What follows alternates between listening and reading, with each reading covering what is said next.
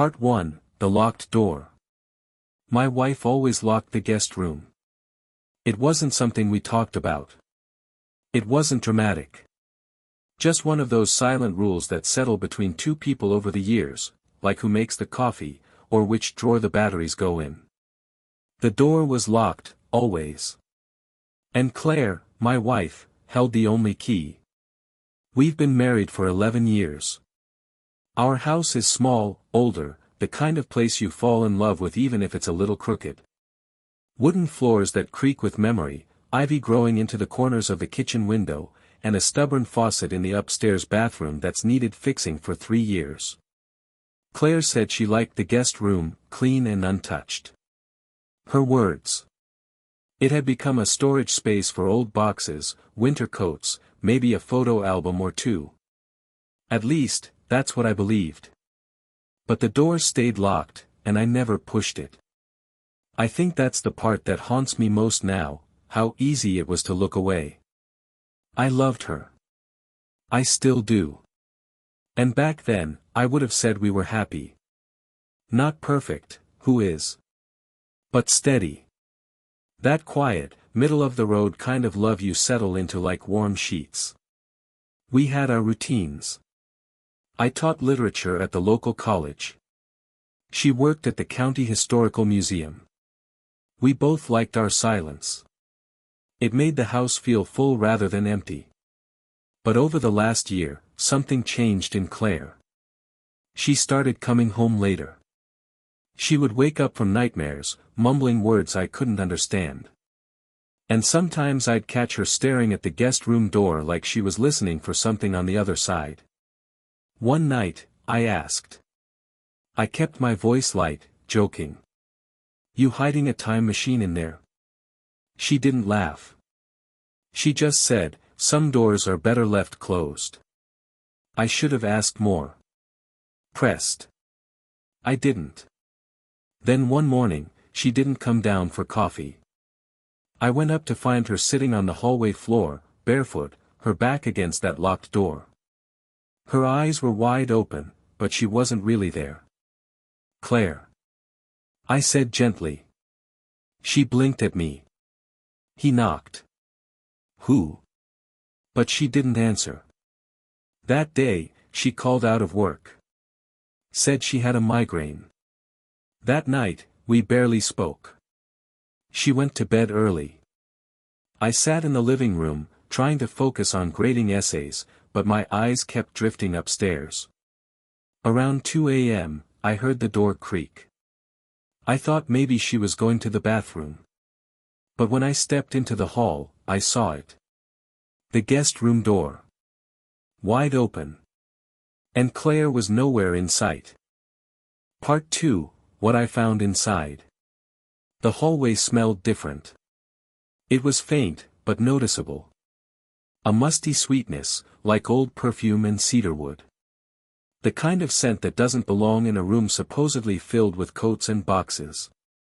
I stood in front of the open guest room door, unsure of whether I should even be looking. But curiosity, and a strange flicker of fear, pushed me forward.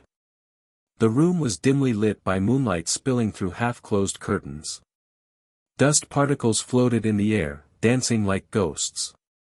The space was, not what I expected. It wasn't storage. It wasn't even disorganized. It was lived in. There was a single bed made up with crisp white sheets, perfectly tucked. A small wooden desk sat in the corner with an old fountain pen, a yellowing notebook, and a lamp that looked like it hadn't been touched in years. On the wall above the bed hung 3 framed photos. I stepped closer. The first was of Claire. Younger. Maybe 19. She was standing next to a man I didn't recognize, tall, dark hair, wearing a military uniform. His arm was around her. They looked happy. Intimate. The second photo was of the same man, alone this time. Kneeling next to a dog, maybe in a training field. The image was faded, but the name stitched onto his uniform read, Capt. Lansing. The third photo hit me harder. Claire again, this time sitting beside a hospital bed. Her hair was shorter. Her face thinner. The man in the bed looked like Lansing, but frail. Dying. Tubes everywhere. Claire's hand was on his. I stared at it, my throat tightening. She never told me about him. Never once mentioned anyone by that name. And yet, there he was. A whole chapter of her life framed on a wall in a locked room I'd walked past for over a decade. On the desk, I opened the notebook. Inside, the handwriting wasn't hers. It was messy, uneven. Mail. Page after page of letters, journal entries, some with dates going back 15 years. One was marked Final Entry. Claire. If you're reading this, it means I kept my word. It means I left everything just the way you asked. I still don't know why you chose him, but I hope he loves you with the fire you gave to me.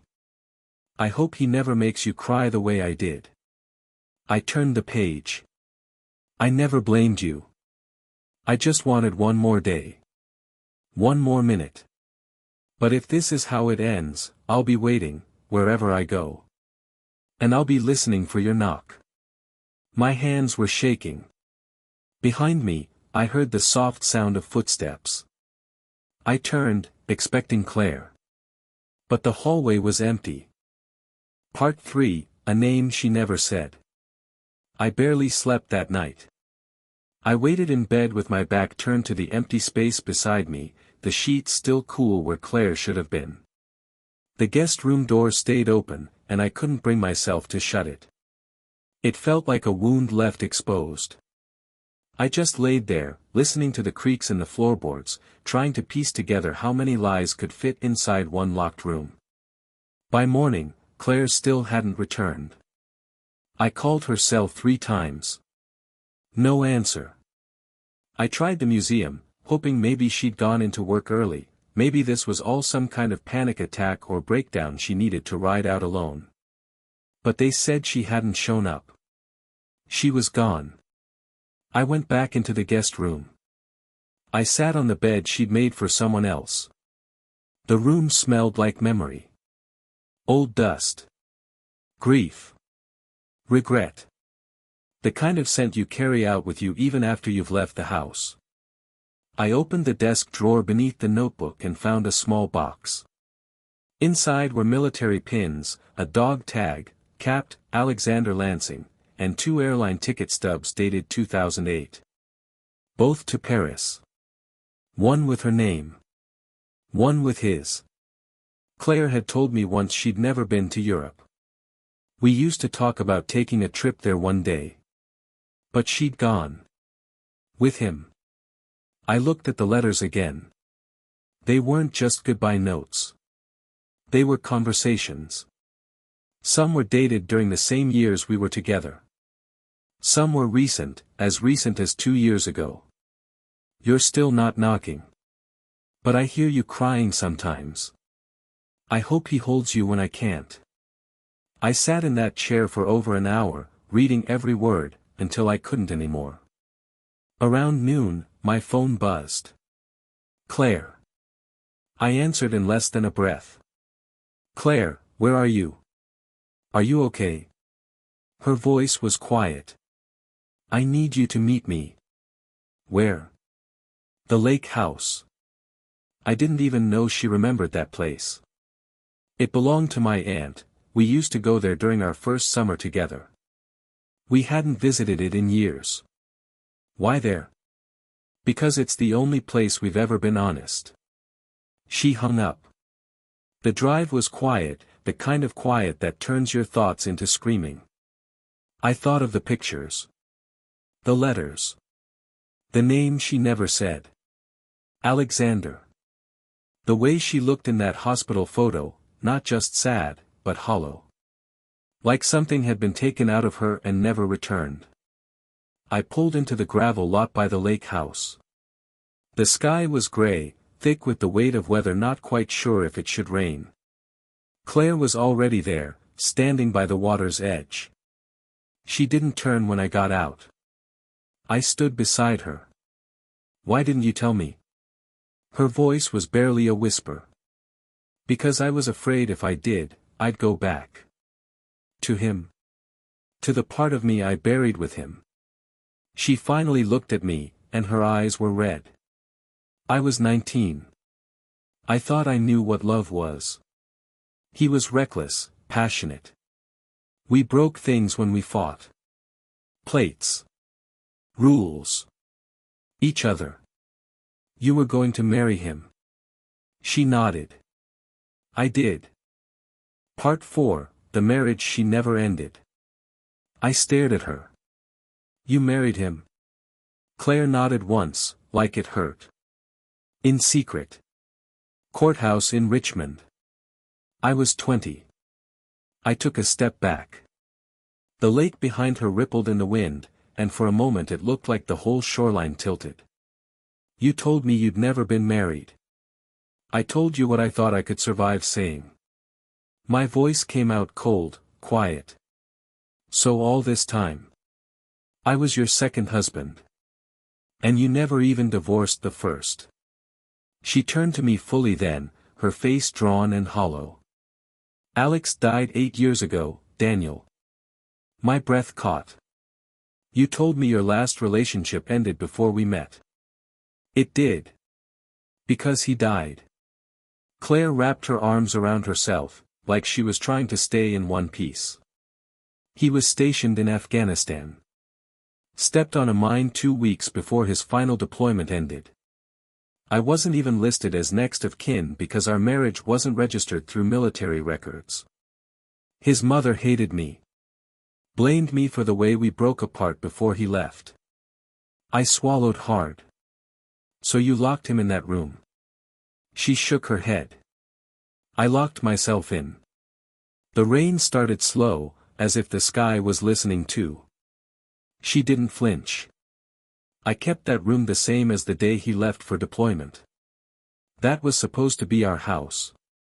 He bought it for us.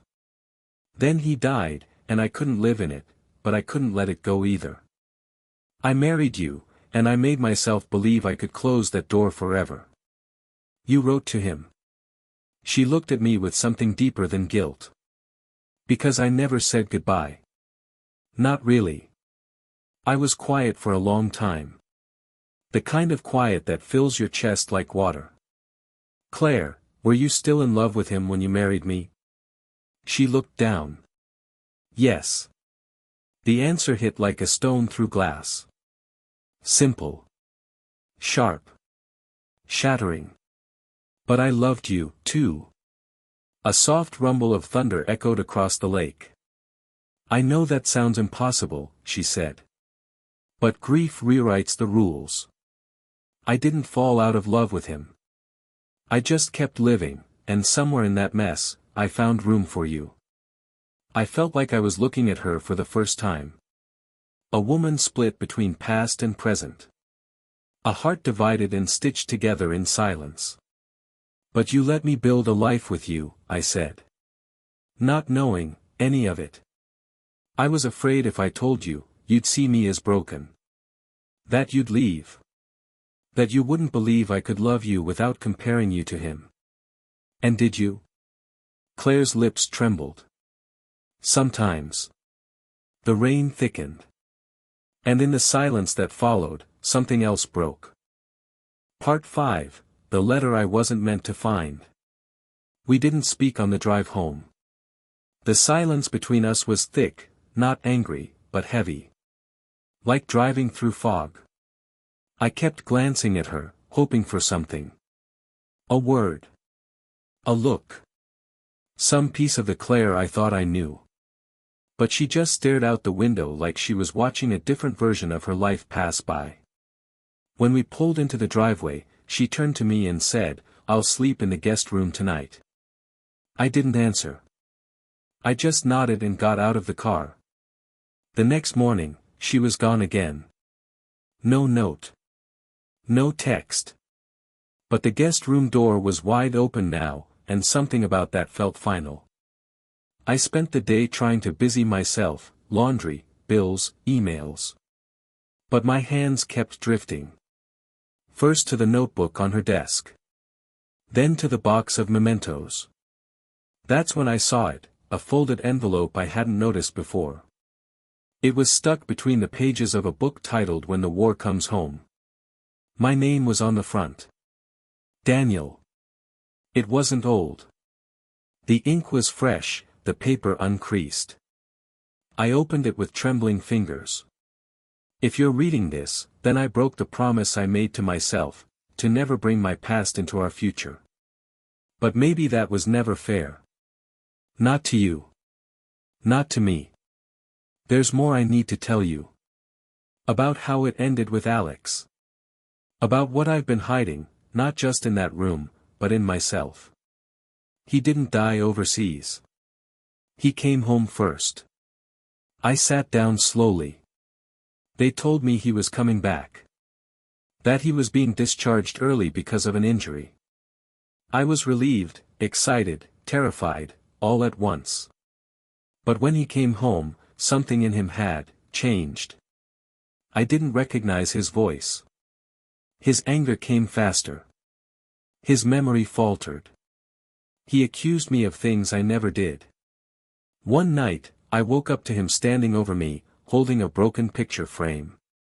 He was crying. But he didn't put it down. I begged him to let me go. I told him he needed help. He screamed that I was the one who needed help, that I was trying to erase him. The next morning, he left. Without a word. 3 days later, he was found in a motel 2 towns over. Dead. Self-inflicted. I never told anyone what happened that night. Not his mother. Not the army. Not even my therapist. I said he died in combat. It was easier that way. But it wasn't true. And I've been punishing myself ever since. I sat there with the letter trembling in my hands. Not just grief. Not just loss. But trauma. A weight she'd been dragging alone for years. She hadn't just lost a husband. She'd survived one. And I hadn't known. Part 6, The Storm That Broke Us. That night, I didn't sleep. I sat on the couch with her letter in my lap, reading it over and over until the words felt like bruises. I'd spent 11 years thinking I understood the woman I married.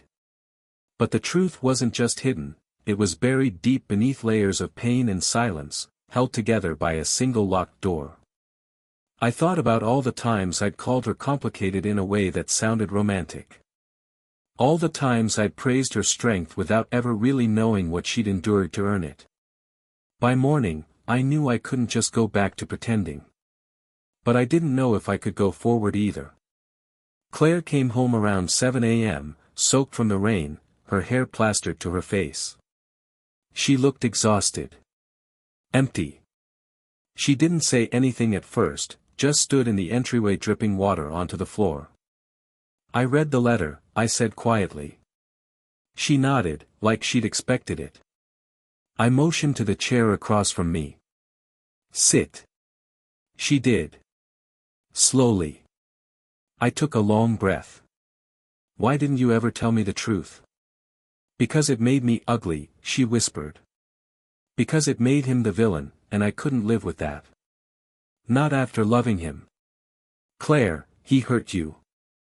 I know, she said, eyes brimming with something deeper than tears. But I also hurt him. I walked away when he needed someone. I blamed the war for all of it, the anger, the paranoia, but maybe he was already breaking before he left, and I just didn't see it. Maybe I didn't want to. We sat in silence. The rain hammered the windows like it was trying to get inside. I didn't choose you as a replacement, she said after a long pause. You were, light. I was so tired of shadows. You gave me peace. I never faked that. I believe you, I said. But peace built on silence can't last forever. Her eyes dropped to her lap. I need to ask you something, I said, my voice low. And I want you to tell me the truth, no matter how much it hurts. She looked up, bracing herself. Did you ever think about leaving me? Not for him, but just, because it was too hard to carry it all. Her lips parted. Then closed. Then parted again. Once, she said. The year after we got married. I had a dream, that I was sitting beside his grave, and you were calling my name from somewhere behind me, but I couldn't turn around. I woke up sobbing. You thought I was sick. I remembered. A bad flu, I thought. I'd made her tea, wrapped her in blankets, held her through the night. She looked at me, voice steady. I stayed because you never asked me to be anything but who I was. Even when I didn't show you the whole picture. But now I've seen it, I said. All of it. The wind howled outside. So what now? She asked. And for the first time since opening that door. I didn't know the answer. Part 7, What Love Demands. The days that followed were quieter than any I could remember. Claire and I moved around the house like echoes, brushing past one another, exchanging brief glances, but rarely words. We slept in separate rooms. Not out of spite. It just felt easier that way. Like our shared space needed to breathe before we could fill it again. I reread her letter every night. And every night, I asked myself the same questions. Could I love someone who kept a part of themselves locked away for so long? Was I mourning who I thought Claire was, or beginning to understand who she truly is? One afternoon, I walked into the guest room again. This time, I wasn't searching for answers. I just sat on the bed, the one she used to make for a man who no longer existed. The pictures on the wall were still there. I didn't take them down. I didn't have the right. But I noticed something new. Tucked beneath the desk blotter was a sheet of paper. Folded once. It was another letter. Unsealed. Addressed to me. But not from Claire. The handwriting was familiar. It was from Alex. Daniel. If Claire's kept this room the same, then I imagine she's let you in by now. Or maybe you let yourself in, which I respect. There's a chance you hate me, or worse, pity me. But I need you to know something. She loved you. Even when I was alive. Even when she still wrote to me, she spoke about you like someone who had finally made her still. You calmed her storms. That's not a weakness. It's a miracle. Don't punish her for holding on to memory. You can't erase a past that saved someone, even if it hurt them later. It ended with just a name. Alex. That was it. No last plea. No bitterness. Just a truth I hadn't been ready to hear until now. Claire hadn't loved me instead of him. She had loved me after him. And maybe, that's more powerful than being first. That night, I knocked on the door of the guest room. She opened it. No makeup. No guard in her eyes. I read his letter, I said. She closed her eyes, a tear escaping despite her stillness. Then you know everything. I nodded. I think I do. I stepped inside. And for the first time, we stood there together. Not as husband and wife. But as two people finally starting to tell the truth. Part 8, the conclusion, the room we built together. We stood in that room for a long time. No words. Just silence and space, the two things we'd never quite shared honestly before. Claire didn't ask me if I was staying. I didn't tell her if I'd made up my mind. That night wasn't about answers. It was about permission. Permission to finally feel everything we hadn't let ourselves feel. She sat on the edge of the bed, and I sat beside her. We didn't touch. Our hands rested on our laps like strangers at a train station. I used to write to him every week, she said. Even after he died. Even after you and I were married. Sometimes it felt more real than talking to you. I didn't flinch. Maybe I should have. But the honesty in her voice was something I'd wanted for so long, it felt like a kind of grace. I think I always knew there was someone else in your silence, I said. But I thought maybe I wasn't supposed to ask. She looked at me. And now? Now I wish I had. Claire reached for the picture on the wall, the one of Alex in the hospital bed. Her fingers traced the edge of the frame. Then she set it down, face down, on the desk. I don't want to keep this room anymore, she whispered. I looked around. What do you want to do with it? She turned to me, her eyes tired but soft. Let it become something else. Something that doesn't belong to ghosts. That weekend, we cleared it out together. We folded the sheets. Took down the photos. Boxed up the medals and the notes and even the scent that clung to the walls. We didn't rush. We let every object pass through our hands with intention, like laying flowers on a grave. When we were done, the room looked smaller. Emptier. But not hollow.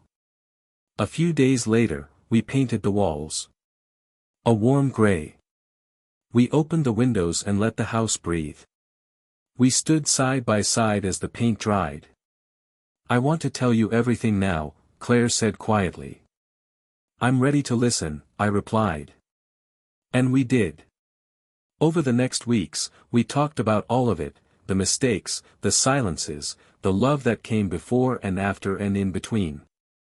It wasn't easy. Love never is. Some nights we cried. Others, we laughed about how naive we both were, thinking that locking doors would keep the past from leaking in. Eventually, the guest room became an office.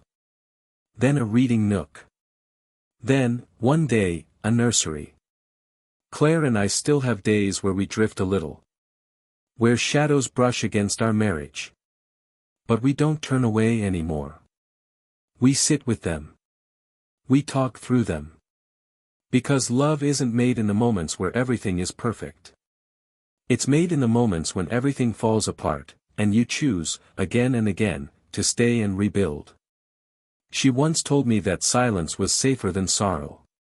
But I think we've learned something more honest. Sorrow shared is sorrow halved. And love, real love, is the space we make for someone else's past, without letting it erase the future.